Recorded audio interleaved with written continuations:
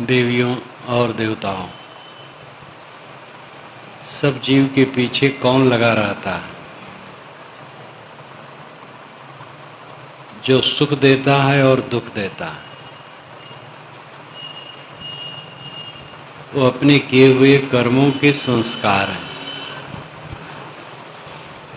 हम जो कुछ कर लेते हैं वह संस्कार के रूप में बन करके हमारे पीछे लगे रहते हैं। जीव अकेला है, अगर उसके साथ कुछ है तो संस्कार है, बाकी सब बाहर का है। संस्कार भी आते जाते हैं, कोई संस्कार जीव के साथ में स्थिर नहीं है। संस्कार कहते हैं किए हुए कर्मों के प्रतिबिंब, मानसिक प्रतिबिंब, जिनको हम वासना भी कहते हैं। आदमी पाप करता है तो उसके संस्कार मन में बन जाते हैं और उसके पीछे वे लगे रहते हैं। पुण्य करता है, उसके संस्कार बन जाते हैं और वे पीछे लगे रहते हैं। जो जो करता है वो सबके संस्कार बनते हैं। कर लिया जाए और संस्कार न बने, ये असंभव है। एक सज्जन गलत कदम उठा रहे थे, उनको मैंने रोका तो नहीं माने। उन्होंने कहा कर लूंगा, फिर बस निश्चिंत हो जाऊंगा।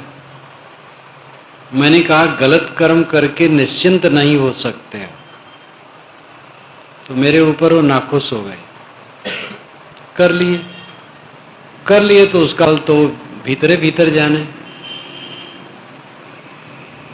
बाहर आदमी सीना फुलाकर, मूछें फड़फड़ाकर भले लोगों में बात करता रहा, मुझे कोई भय नहीं, कोई तकलीफ नहीं, लेकिन गलत कर्म करके तकलीफ से बच नहीं सकता, चाहे कोई भी हो। कथा के अनुसार रावण जैसा बलवान, विद्वान और विश्व प्रसिद्ध जब वह गलत काम करने चला, सीता का अपहरण करने, तो भयभीत था, इधर उधर ताकता था और सीता को लेकर के भगा। परिणाम जो हुआ आप जानते हैं। हमारे कर्मों के संस्कार हमारे साथ चलते हैं और वह संस्कार हमें सुख या दुख देते हैं। इसलिए बड़ी सावधानी से अपने कर्मों की रक्षा हमें करनी चाहिए। मनुष्य का जीवन कर्ममय, कर्म से खड़ा है। देखो इतने लोग यहाँ बैठे हैं, सबके व्यक्तित्व में अंतर है। चेहरे में, गठन में, बुद्धि में, उपलब्धियों में, प्रतिभा में, सब बातों में अंतर है। क्यों? अपने अपने कर्म संस्कार। और ये अंतर सब समय बना रहता है। जो जितना करता है उसके सामने वो फल आता है।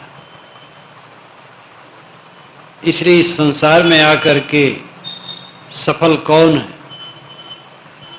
जो अच्छे कर्म करता है, बुरे कर्म से बचता है।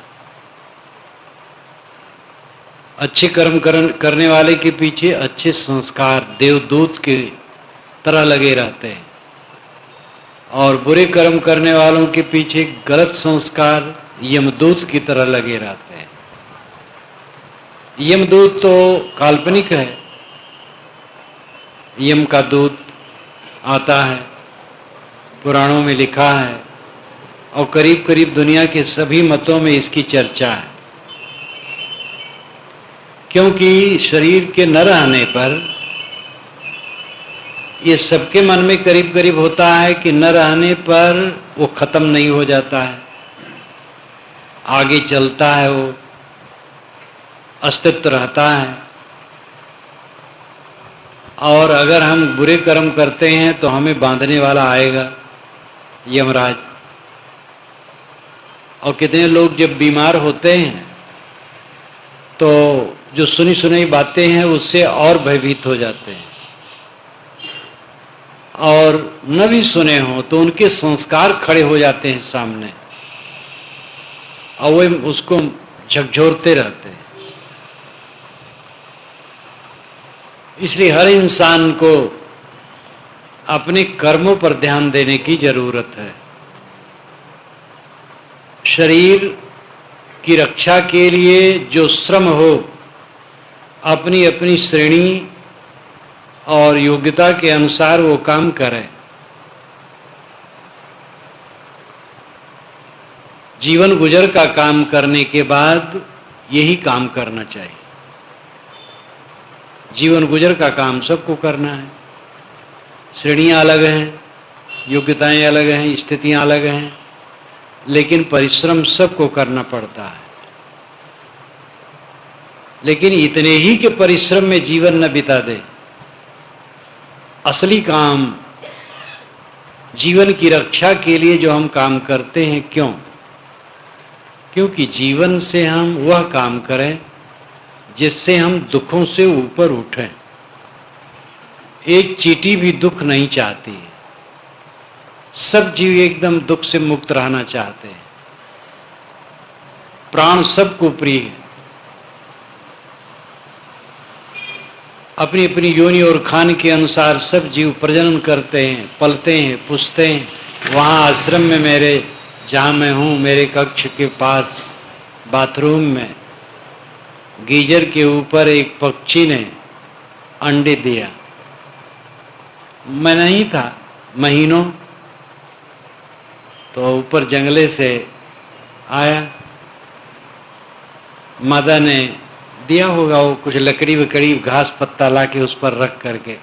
हम लोग आए थे तो अंडे थे, और फिर वो बच्चे निकले और इतनी जल्दी बढ़ते हैं और वो बड़े बड़े हो गए। पहले दिखाई नहीं देते थे, अब दिखाई देते हैं, और जब जाओ ताली बजाओ तो ताकते हैं। आज कुछ पानी छींटा मारा, लेकिन उनको उड़ने की हिम्मत नहीं हुई, इसलिए अभी उड़ नहीं पाते हैं। मैंने कहा जब वे अपने आप उड़ें तब उड़ें।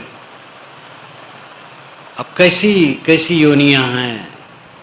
अभी 2 ही सप्ताह में वो अंडा फूटा, वो बड़े बड़े हो गए, अब 2-4 दिन में उड़ जाएंगे ऐसा लगता है। और बस बैठे हैं, रात दिन वहीं बैठे एक जगह, घास पत्ता थोड़ा सा है, उसी पर एक जगह बैठे। मनुष्य को बच्चा होना होता है तो डॉक्टर वाक्टर, कितना ऑपरेशन और ये दवाई वो दवाई, क्या कितना परहेज, कितनी झंझट। वहाँ न दवाई, न पानी, न डॉक्टर। उनके बच्चे बैठे टुकुर टुकुर ताकते और बड़े बड़े हो गए, और वो पंख फैलाते हैं। इसका मतलब वो प्रयास करते हैं उड़ने के लिए, लेकिन अभी हिम्मत नहीं कर पा रहे हैं। किसी की जरूरत नहीं है, स्वतंत्र। उसकी माता समय से आती होगी, और उसके हाथ तो है नहीं, मुख में चारा लाती होगी, उसके मुख में डालती होगी, और दोनों पल रहे हैं, बड़े बड़े मोटे मोटे हैं। और जब थोड़ा उड़ेंगे बस उड़ जाएंगे, अपना चरे खाएंगे। कर्म के संस्कार सब जीवों के साथ लगे रहते हैं। पेट धंधा तो हर जगह है, वो यही कर सकते हैं, केवल खा लें, प्रजनन कर लें, बच्चों को पाल लें, और काम वहाँ संभव नहीं। और वो परेशान भी नहीं, आदमी परेशान है। अब किसी को बच्चा होना हो कितनी परेशानी। अब आजकल तो खर्च बहुत बढ़ गया है। मैं पहले कभी सुना ही नहीं था गांव में कि ऑपरेशन करके बच्चा पैदा होता है। अब तो शहर में ऐसा है, बिना ऑपरेशन के बच्चा पैदा होना ही आश्चर्य है। ऐसा कुल उल्टा होता चला जा रहा है। तो आदमी तो बहुत उलझा हुआ है। अब ऐसे इसका मन बहुत उलझा हुआ है, सब कुछ इसका उलझा हुआ है। मन इतना राग रंग वाला है, इतना प्रपंची है, इतना संवेदनशील है, बहुत उलझा हुआ है। लेकिन ये सुलझ सकता है। वहां न उलझा है न सुलझने की बात है, जैसे है तैसे, एक यंत्रवत है। यहाँ विशेषता है। इस विशेषता का अच्छा उपयोग करने वाले कम हैं। ये विशेषता ऐसी है कि तेज गाड़ी है, लेके धड़धड़ाते हुए खाई में गिरे, बस हाथ पैर टूटा और मरे। यही मनुष्यों को हो रहा है। इतना दुनियादारी मुलझे, इतना उलझे कि रात दिन चिंता, फिक्र, उद्वेग, अशांत, पीड़ा, बस यही भोगते भोगते भोगते मर गए। और ये साधारण की दशा है और बड़े कहलाने वालों की दशा है। बड़े बड़े अफसरान का अवसर पड़ता है, रिटायर्ड हैं, दुखी, और जो उनको आशा भरोसा रहा उस सब पर पानी, अशांत है। खाने की कमी नहीं, पहनने की कमी नहीं, रहने की जगह है, लेकिन मन वाला काम कोई करता ही नहीं है।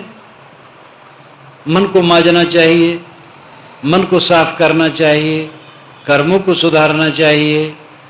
इसके लिए कितने लोग ध्यान देते हैं? बस खुराफात खुराफात खुराफात।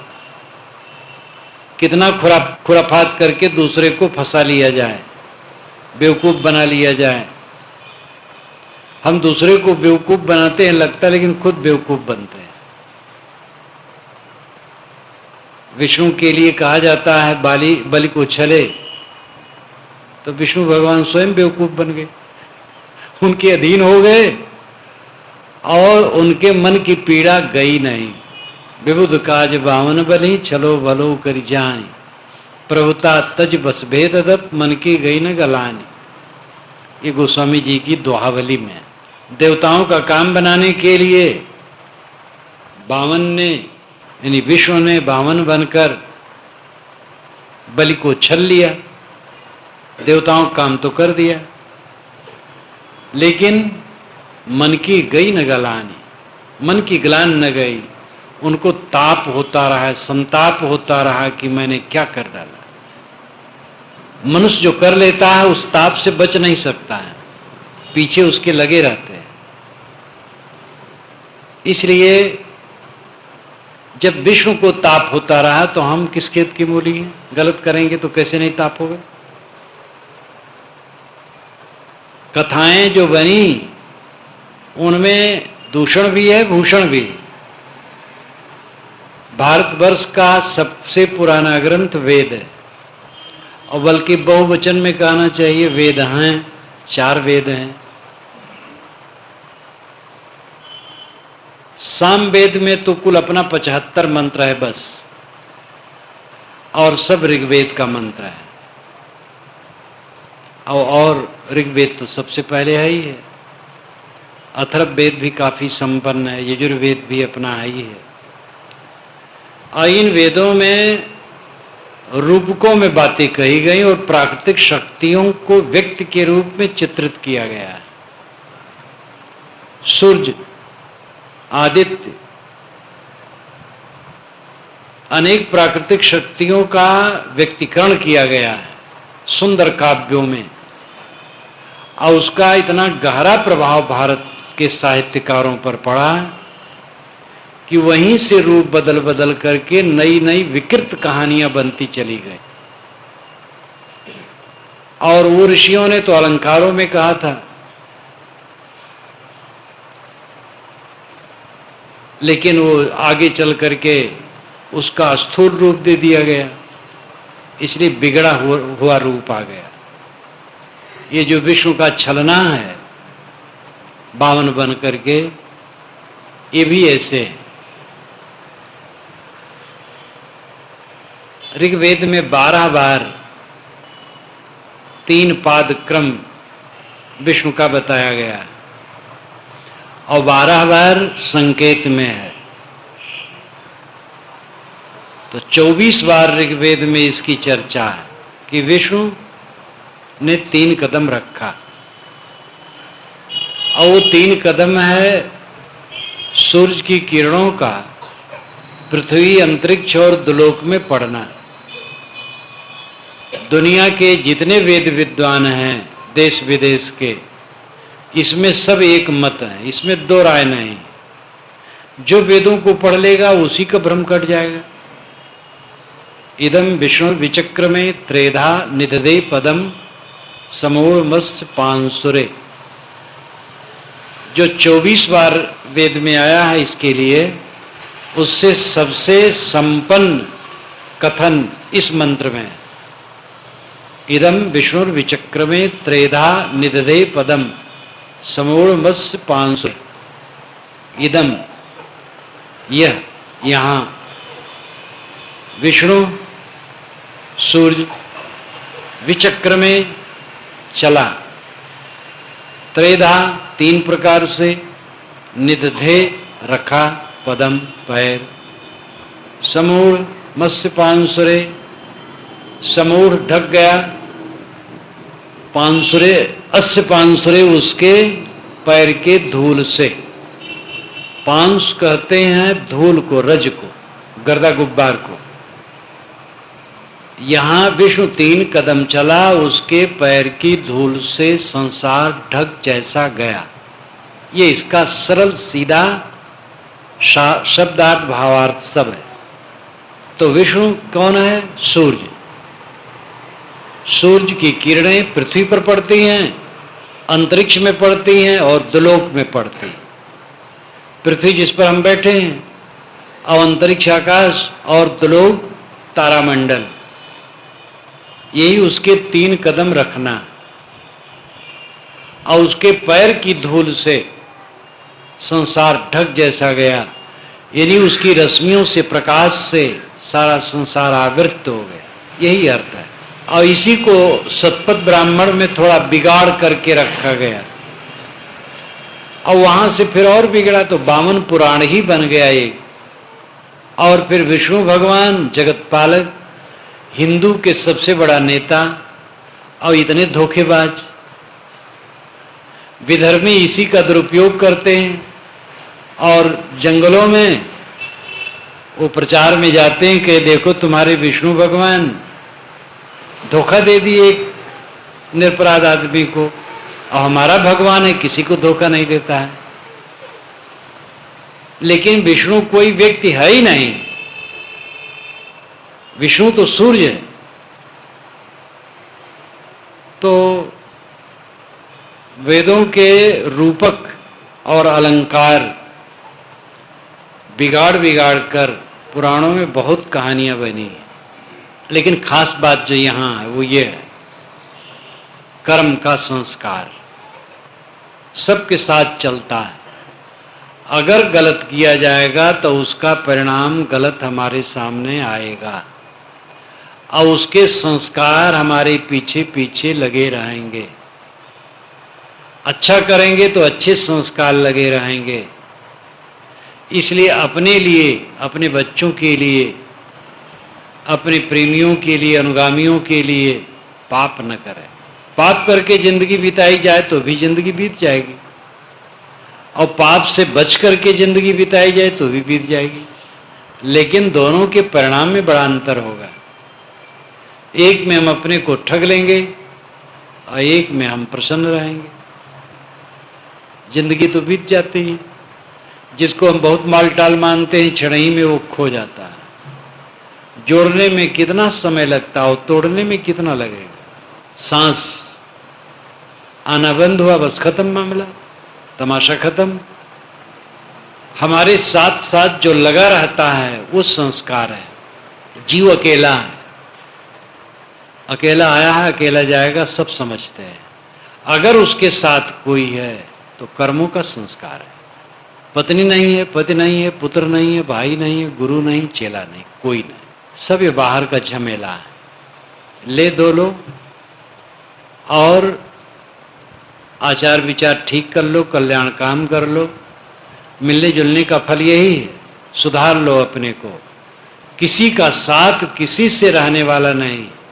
हाँ, रहेंगे संस्कारों के प्रवाह, चाहे हम कमरे में हों, चाहे सड़क पर, चाहे कारखाने में, चाहे ऑफिस में, चाहे दुकान पर, चाहे जंगल पर्वत समुद्र तट पर, हमारे संस्कार हमारे साथ रहेंगे।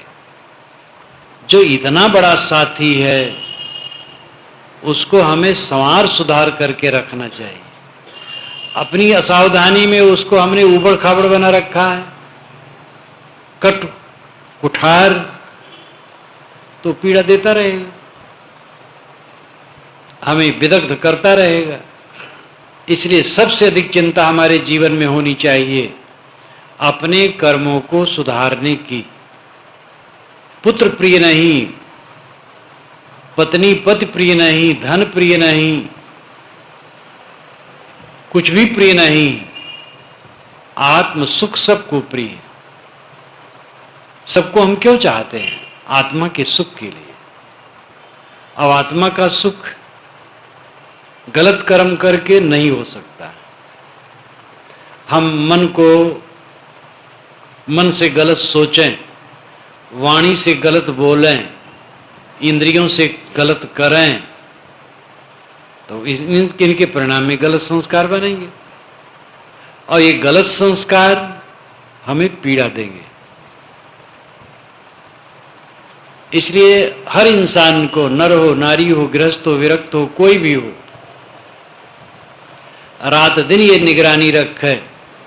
हमारे 3 साधन हैं जिनसे हम कर्म करते हैं, मन, वाणी और इंद्रियां।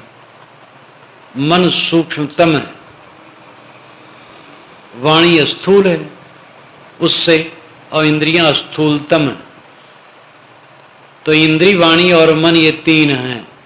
मन बीज है, जो मन में होता है वो मुख में आता है, वाणी में आता है, और मन वाणी में जो आता है वो कर्मों में उतरता है। आज उतरे चाहे कल उतरे, या तो मन वाणी से उतार दो, कोई गलत वाणी बोल रहे हो, सोच रहे हो, तो कुछ दिन में कर्मों में उतर आएगा। नहीं तो उसको मन वाणी से उतार दो तो ठीक है। जो मन में आएगा और मन में बना है तो वाणी में आएगा, और मन वाणी में है तो कर्मों में आएगा।